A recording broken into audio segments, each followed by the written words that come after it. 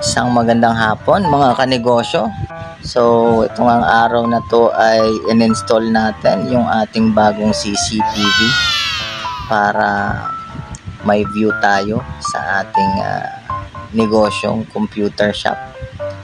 So kitang-kita nyo naman dito kung gaano kasaya yung aking mga anak at ang ating partner sa bagong install na CCTV.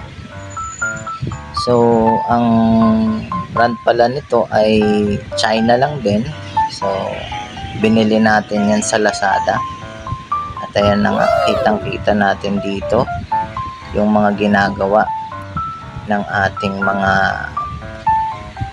customer sa tuwing tayo ay hindi physical na nandyan sa ating negosyo.